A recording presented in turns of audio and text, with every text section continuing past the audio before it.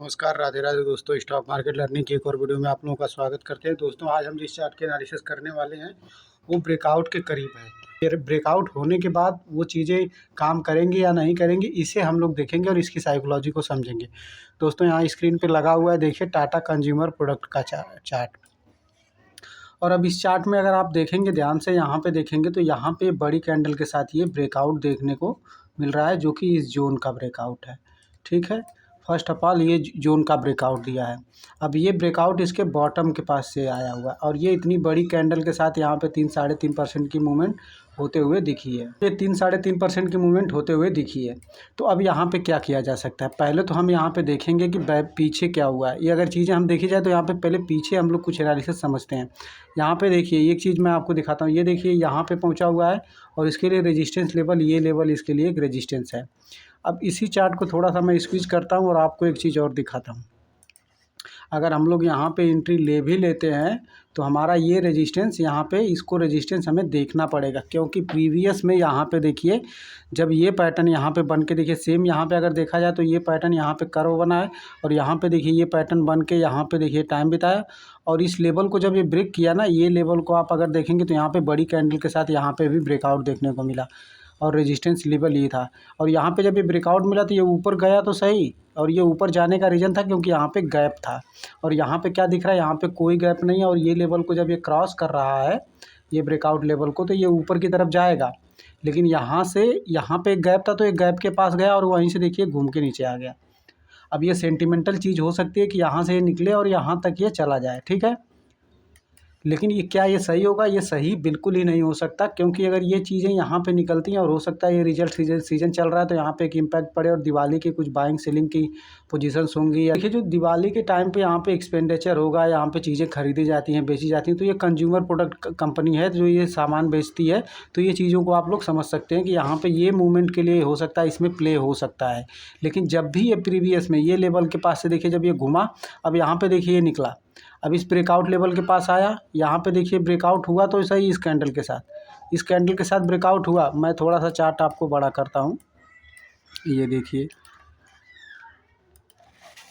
यहाँ पे देखिए दोस्तों, ये लेवल के पास जब ये ब्रेकआउट के लिए आए, ये ब्रेकआउट के बाद देखिए नीचे की तरफ गैप डाउन हो गया और गैप डाउन होने के बाद ये पुल बैक देने के बाद ही ये ऊपर की तरफ निकला और धीरे धीरे फिर ऊपर निकला। तो हमें यहाँ पे क्या देखना है, बड़ी कैंडल के साथ आया और ये बॉटम के साथ आया है। तो अब इस लेवल पे हम लोग वेट करेंगे। अगर ये इस हाई को निकालता है, ये हाई अगर इसके लिए निकालता है, कोई भी लेवल के पास आए, कोई भी चार्ट हो, अगर जब ये इस हाई के कैंडल मान लें प्रीवियस में ऐसे बना हुआ है तो इस हाई के आसपास पहुंचता है, तो जब ये इस हाई की कैंडल को निकालता है तो ये मूवमेंट इस लेवल के लिए, मान लीजिए थोड़ा सा ऊपर है तो यहाँ तक के लिए हम लोग देख सकते हैं। यहाँ पे एक बार सेलर जरूर एक्टिव होंगे और इसे पुल बैक मिलेगा और इस पुल बैक के बाद ही यहाँ पे एक पुल बैक तो आना जरूरी है और ये पुल बैक के बाद ही यहाँ पे बाइंग देखने को मिलेगी। तो ये चीज़ों पे आपको नज़र बना के रखनी पड़ेगी। अगर डिटेल एनालिसिस के लिए देखिए ये चीज़ें आपको समझनी पड़ेंगी। जैसे मैंने प्रीवियस में दिखाया कि यहाँ पे जब देखिए ये ब्रेकआउट हुआ तो ये ऊपर तो गया, ये ऊपर गया, लेकिन ऊपर जाने से बाद यहाँ पे देखिए अगली कैंडल के बाद यहाँ पे करेक्शन देखने को मिला। अब अगर आगे की चार्ट में हम लोग देखेंगे, और ये ऊपर जाने का रीज़न भी यही था कि यहाँ पे देखिए ये गैप दिख रहा है आपको, ये गैप दिख रहा है ना, ये गैप दिख रहा है, ये गैप को फिल करने चला गया, तो ये गैप फिल हुआ और फिर नीचे की तरफ चला आया। अब अगर अगली चीज़ों को देखी जाए तो यहाँ पे देखिए दूसरा एक चार्ट, यहाँ पे दूसरे आगे का अगर चार्ट देखेंगे, ये लेवल का रेजिस्टेंस देखिए यहाँ पे पहुँचा, ये ब्रेकआउट का लेवल दिखाया, यहाँ पे देखिए ये बड़ी कैंडल के साथ ब्रेकआउट आया है, लेकिन यहाँ पे देखिए पुल बैक के बाद अगली दो कैंडलों के बाद यहाँ पे गैप डाउन ओपन हो गया, जहाँ से आया था ये बॉटम प्रीवियस कैंडल के आसपास ही पहुँच गया। तो ये चीज़ों को आपको समझनी पड़ेंगी कि जब ये हाई के आसपास जाता तो यहाँ पे एक बार करेक्शन के लिए इंतजार करना पड़ेगा। यानी जो मूवमेंट होगा, प्राइस एक्शन जब ऐसे ऊपर की तरफ जाता है तो यहाँ पे एक बार प्रॉफिट बुकिंग होगी ये लेवल के पास, और नीचे की तरफ जब आएगा तो यहाँ पे बाइंग के लिए अच्छे मौके बनते हैं। अदरवाइज ये फिर यहाँ से चल के जाए और यहाँ पे कुछ पैटर्न बन के निकले तो फिर मूवमेंट अच्छी खासी हमें देखने को मिल सकती है। तो इसी तरह ये चार्ट को आप लोग समझिए और चीज़ों को सीखिए। अब एक और चीज़ मैं यहाँ पे दिखाता हूँ। ये चार्ट, हालांकि ये चार्ट बहुत बेहतरीन चार्ट बना हुआ है, आप अगर ध्यान से देखेंगे। अब देखिए यहाँ पे हम लोग एक ट्रेंड लाइन ड्रॉ करते हैं, ठीक है। ये ट्रेंड लाइन अगर हम ड्रॉ करेंगे, एक सेकेंड दोस्तों, चलिए मैं वो वाली ट्रेंड लाइन ड्रॉ करके दिखाता हूँ आपको। यहाँ पे देखिए हमने एक ट्रेंड लाइन ड्रॉ कर दी। अब ये ट्रेंड लाइन को आप देख सकते हैं, ये ट्रेंड लाइन कहाँ हमें क्या दिखा रही है। ये दिख रहा है, ये ट्रेंड लाइन देखिए, एक बार यहाँ पे आया, एक बार यहाँ पे आया, यहाँ पे आया, यहाँ पे आया, अब यहाँ पे देखिए गया और यहाँ पे ट्रेंड लाइन के साथ ब्रेक किया और इतना ये टाइम बिता चुका है, ठीक है। तो ये लेवल इसके लिए मायने नहीं रखता है, लेकिन यहाँ पे ये दिखता है। अगर ये पैटर्न के हिसाब से ये चैनल का जो ब्रेकआउट हमें देखने को मिला है, ये चैनल के ब्रेकआउट, ये देखिए फ्लैग पैटर्न भी बनता है और ये चैनल का ब्रेकआउट भी है।